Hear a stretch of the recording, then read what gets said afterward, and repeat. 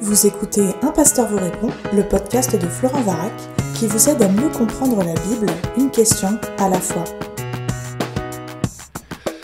Dans le podcast qui nous préoccupe, je vais poser moi-même la question, et c'est une question que j'entends en fait de certains de mes amis avec qui je discute du ministère de l'enseignement dans l'Église. Ça peut te sembler une question un peu technique, mais si tu prends part à l'enseignement d'une Église, elle est assez importante et elle est assez fondamentale. La question est toute simple: pourquoi est-ce que tu défends la prédication textuelle, mais tes podcasts sont thématiques? Point d'interrogation. Le sous-entendu, c'est que ce serait un peu hypocrite de prêcher de façon textuelle seulement quand tu utilises d'autres moyens d'enseigner la Bible, et notamment du thématique. Alors, effectivement, je confesse et j'avoue, je suis à fond pour la prédication textuelle.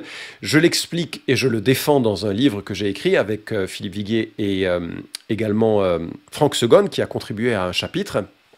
Et le livre s'intitule « Le manuel du prédicateur ». J'y ai mis tout ce que je savais, tout ce que j'avais pu apprendre au fil des années sur la formulation d'une prédication. Ça fait plus de 20 ans que j'enseigne le sujet à l'Institut biblique de Genève, et j'ai le privilège d'enseigner dans différentes unions d'églises ou dans différents pays le sujet. Et ce n'est pas que je le maîtrise, loin de là. Il y a d'excellents prédicateurs autour de moi qui ont une meilleure maîtrise de la question et de leur art. Mais c'est en tout cas, au travers de ce livre, une valeur que je défends fortement: la prédication textuelle. Alors, il va falloir qu'on en parle et qu'on le contraste avec ce que l'on entend par du thématique. Donc, qu'est-ce que l'approche textuelle d'un texte ou d'une prédication? L'approche textuelle consiste à enseigner l'écriture à partir d'un texte principal de l'écriture. On va prendre ce texte et on va le comprendre selon son contexte, et on va laisser ce texte dicter le thème central, le développement des idées, le choix d'associer ou non d'autres passages parallèles.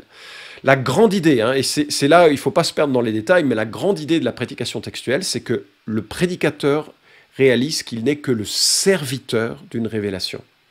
Et en tant que tel, il est au service d'une parole écrite qui est le fruit de la pleine inspiration de l'Écriture. L'Écriture est pleinement alignée avec le Verbe, Jésus-Christ, la parole incarnée. Le prédicateur n'est que le serviteur d'un écrit. Dieu s'est révélé en la personne de Jésus-Christ, bien sûr, mais il s'est révélé par l'Écriture qui en parle. Et c'est grâce à elle que nous avons accès à Dieu et que nous pouvons avoir des certitudes sur qui est Dieu et sur ce qu'est le salut. Donc la grande idée d'une prédication textuelle, c'est que c'est le texte qui règne.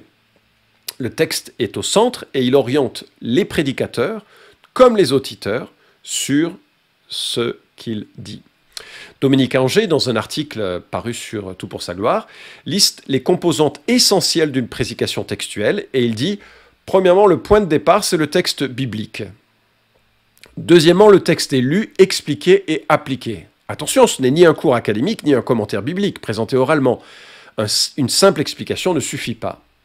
L'explication donnée est fidèle à l'intention de l'auteur. Elle doit donc fournir un minimum d'informations sur le contexte historique dans lequel s'enracine le texte et sur le contexte littéraire dans lequel il s'inscrit, sur le livre biblique dans son ensemble, sur les textes qui le précèdent. Ces éléments indispensables devraient toutefois être présentés de manière concise. Le but n'est pas d'étaler son savoir ni d'endormir son auditoire. Le texte est situé par rapport à l'ensemble du canon biblique, les liens intertextuels sont relevés, les passerelles naturelles vers le Christ sont présentées. Par exemple, la manière dont un texte de l'Ancien Testament anticipe la venue du Christ est soulignée. Voilà comment il dit les éléments centraux de la prédication textuelle. Alors, je pense que je vous ai perdu, certains d'entre vous, dans la définition qu'il donne. De nouveau, la grande idée, on prend un texte, et c'est ce texte qui devient le maître, la règle principale. Le thème dérive du texte, l'orientation du message s'aligne avec le flot de la pensée de ce texte, d'où l'importance du contexte, d'où l'importance du lien avec les autres parties de l'Écriture. Chappell le dit ainsi: pour formuler les choses simplement, je pense que la prédication textuelle consiste, comme l'a affirmé Augustin, à essayer de dire ce que Dieu dit. Dans la mesure où je considère la Bible comme la parole inspirée de Dieu, mon but ultime est de pouvoir affirmer « Voici ce que Dieu dit ». Cela implique de délimiter un passage de l'Écriture, une unité textuelle, et d'en expliquer le sens, de démontrer le bien fondé de l'explication si cela est nécessaire, et à mon avis une telle démonstration est requise dans la plupart des cas, puis d'en tirer des conséquences pratiques susceptibles de toucher le cœur des personnes à qui je m'adresse et d'avoir un impact dans leur vie. Il s'agit de leur dire « Voici ce que Dieu vous dit ». De nouveau, un article que vous trouverez sur toutpoursagloire.com. Alors, la justification de ça n'est pas très intéressante pour ce podcast, mais imaginez-vous, vous êtes un chrétien à Colosse et vous recevez une lettre de l'apôtre Paul. Alors c'est certain, quand vous ouvrez la lettre, vous n'allez pas lire un verset au chapitre 1, un verset au chapitre 4, un verset au chapitre 3. Vous allez la lire telle qu'elle se présente. Et c'est la grande idée de la prédication textuelle. Je vais prendre le texte tel qu'il se présente, comme une lettre d'amour que Dieu m'adresse. Et je vais respecter cela et comprendre comment les pensées s'enchaînent et les exposer et les appliquer à ma vie. Raphaël Charrier, dans un article sur Le Bon Combat, fait la liste de 12 raisons en faveur de la prédication textuelle. Le temps manque pour les développer, mais elles sont toutes excellentes et je te renvoie sur cet article qu'il a écrit. Alors, par contraste, c'est quoi une prédication thématique? Bien, on part d'une question, comme ce que je vois notamment dans les podcasts que je fais, ou d'un intérêt, et on retrouve ce que l'Écriture dit sur le sujet. Par exemple, si on veut parler de l'amour de Dieu, ou de la foi, ou de la vie de Pierre, on va aligner 5, 6, une dizaine de versets pour aborder le thème. Fondamentalement, dans une prédication thématique, c'est le thème qui dirige. Ce n'est pas le texte. Tu vois la différence? Dans une prédication textuelle, je prends un texte, je l'expose pour l'appliquer au cœur. Dans une prédication thématique, je pense à un thème et j'essaie de trouver des versets qui en parlent et j'essaie d'être fidèle à ce thème. Alors, j'ai entendu beaucoup de prédications thématiques et elles ne m'ont pas laissé un souvenir favorable. Parfois, je suis sorti très dépité, parce que j'ai eu l'impression d'être confronté à la vie d'un homme plutôt qu'à la parole de Dieu. C'est très, très difficile de faire du thématique. Alors, je suis conscient que ça pose la question, par rapport au podcast, pourquoi est-ce que tu fais donc du thématique dans le podcast? Mais avant de parvenir à ça, je voudrais citer ce que je dis sur la prédication thématique dans le livre « Le manuel du prédicateur » que j'ai écrit. La Bible ne nous est pas venue sous forme de dictionnaire, ce qui serait une révélation thématique. Il est difficile d'ailleurs d'équilibrer les contributions de plusieurs textes pour dire qu'on a réellement traité d'un thème. Comment peut-on dire que l'on a traité du thème de l'amour avec quelques versets? Ou comment dire que l'on a respecté là l'équilibre général de la Bible sur ce sujet? Les prédicateurs ont leur dada qu'ils ont du mal à dépasser.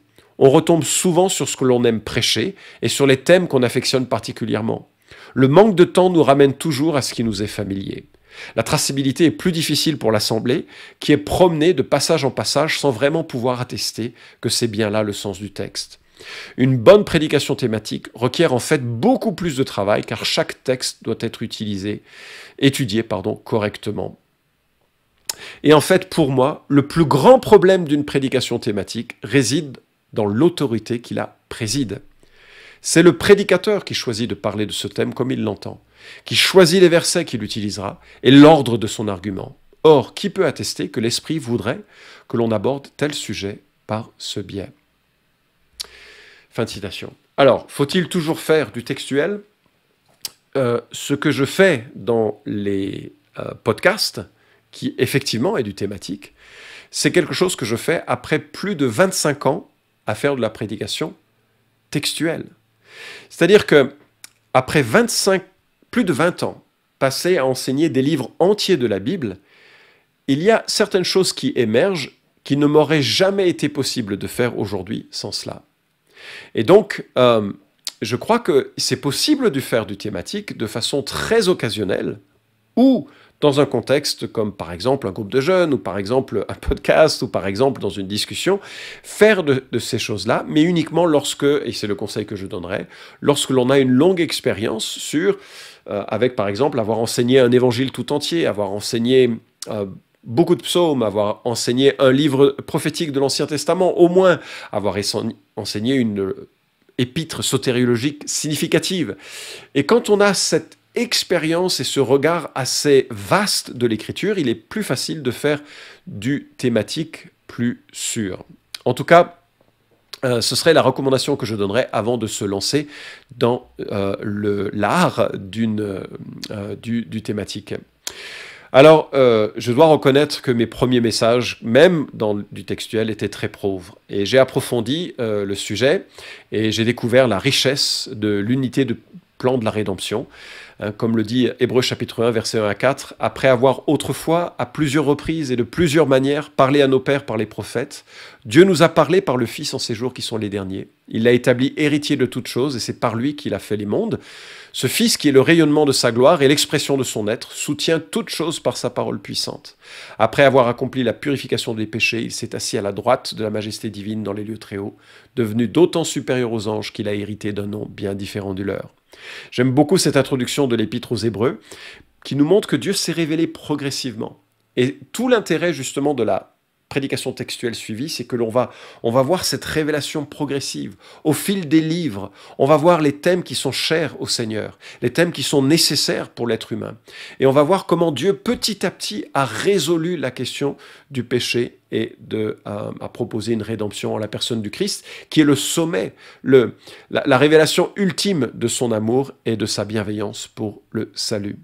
Et une fois que l'on a cette connaissance générale de l'Écriture, il est plus facile de faire des emprunts à droite et à gauche pour construire une réponse théologique aux questions que l'on peut avoir. Alors si tu veux en savoir plus, je te recommande le livre de Helm, David Helm, La prédication textuelle, le livre de Chappell, La prédication, le livre de Keller, La prédication, et le livre que j'ai écrit avec Philippe Viguier et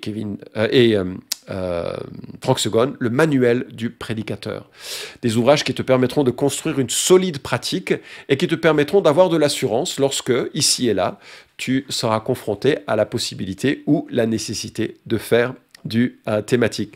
Dernier mot, j'ai parfois, avec les anciens, réfléchi sur la nécessité de faire du thématique parce que, par exemple, avant les élections, les anciens m'ont demandé de faire une série sur la question des rapports entre l'Église et l'État, ou bien lorsque on était sur la question du vote sur le mariage gay, qu'est-ce que l'on devait comprendre de l'Écriture par rapport à l'homosexualité et ces choses-là. La bonne nouvelle, c'est que pour aborder ces thèmes, on peut choisir les textes ou le texte qui est le plus dense en information sur le sujet qui nous préoccupe. Et une fois qu'on a fait ce choix, de soumettre sa prédication au développement logique inspiré par le Saint-Esprit de ce texte-là. C'est-à-dire qu'on peut faire du thématique intelligent dans le sens où on va essentiellement prendre un texte riche en informations et se soumettre à ce texte pour donner une prédication qui soit réellement du textuel, mais dont l'introduction et peut-être la conclusion sera plus liée au thème qui nous préoccupe et qui nous permettra vraiment de saisir les éléments majeurs et saillants du thème considéré. J'espère que ce podcast sera utile aux prédicateurs et que vous pourrez ainsi avoir plus d'indulgence envers les podcasts qui sont souvent thématiques, mais qui parfois, pas toujours, s'appliquent quand même essentiellement sur un texte qui va développer la pensée particulière de la question. Merci en tout cas pour votre intérêt sur ce qui se fait sur ce podcast. Cet épisode vous a édifié ? Alors merci de le liker ou de le partager pour que d'autres puissent en profiter.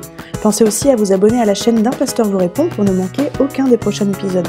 Enfin, si vous avez une question à poser à Florent Varac, écrivez-lui directement sur contact@toutpoursagloire.com.